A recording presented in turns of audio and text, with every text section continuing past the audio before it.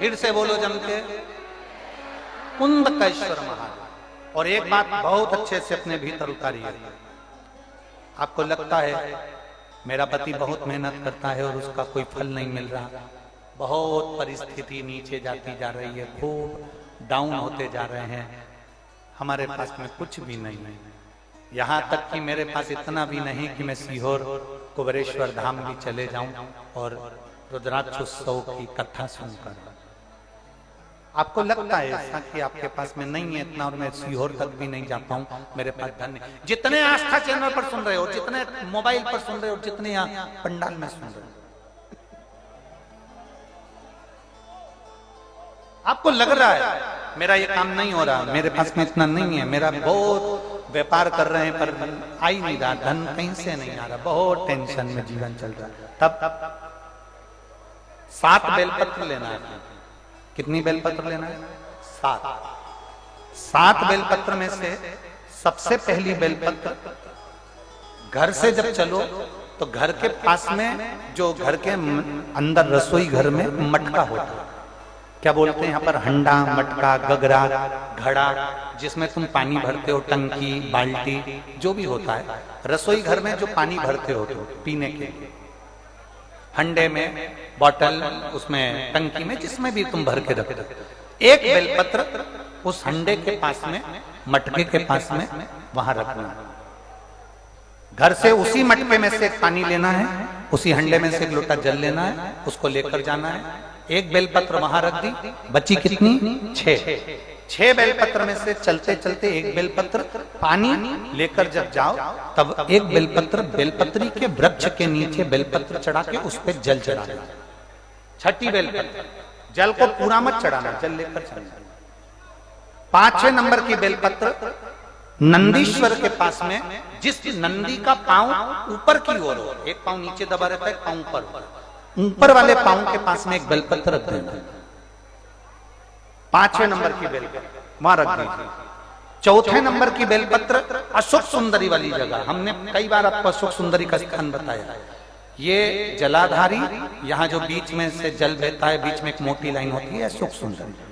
4थे number की बेलपत्र यहाँ रख दीजिए, थोड़ा सा जल समर्पित कर दीजिए। 3रे नंबर की बेलपत्र, यहां बैठकर जल चढ़ा रहे हो तो यहां रखो, यहां बैठकर जल चढ़ा रहे हो तो यहां रखो, यहां बैठकर चढ़ा रहे हो तो यहां रखो, मतलब पार्वती जी का जो हस्तकमल है उस पर रखना है और उस पर जल चढ़ाना है। 3रे नंबर में। 2रे नंबर की बेलपत्र शंकर भगवान का जो शिवलिंग है उसके ऊपर बेलपत्र को रखना है। बेलपत्र की जो डंडी है, आप बैठे हो वहां पत्ती का मुंह होना चाहिए, डंडी का मुंह तुम्हारे ठीक विपरीत। बेलपत्र यहां रखें। 2रे नंबर जल चढ़ाएं। एक बेलपत्र जो 7वें नंबर की है, उस बेलपत्र को जो जलाधारी है, जल चढ़ाने वाली, उस जलाधारी का स्पर्श कराएं और उस बेलपत्र को वापस लेकर उसमें से थोड़ा सा जल उस जलाधारी में डाल दें। उस बेलपत्र को जो 7वें नंबर की बेलपत्र है, उसका स्पर्श केवल जलाधारी को कर बाबा से विनती कर उस बेलपत्र को किसी भी दिन आप अपने घर में लाकर रख लो और कुबेरेश्वर धाम आप आना चाहते हो, बाबा से विनती कर आना, बाबा ऐसा धन देना कि मैं वहां जाकर लोगों को पानी पिला सकूं, बिस्कुट खिला सकूं, ऐसी कृपा करना। 7 मार्च को कथा प्रारंभ होगी कुबेरेश्वर धाम की। 5 मार्च के पहले मेरा बाबा तुम्हारी झोली जरूर भरेगा और तुम्हें कुबेरेश्वर धाम जरूर बुलाएगा, पक्का। ज्यादा दूर का नहीं सोचना, नजदीक। 7 बेलपत्र का उपाय,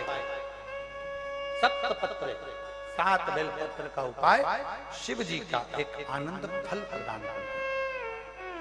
पहली परिंदे के पास, 2री बेलपत्र के वृक्ष के नीचे, 3री नंदी के यहाँ, 4थी अशोक सुंदरी के यहाँ, 5वीं पार्वती जी के यहाँ, 6ठी भगवान शंकर के ऊपर, 7वीं जलाधारी का स्पर्श कराकर वापस।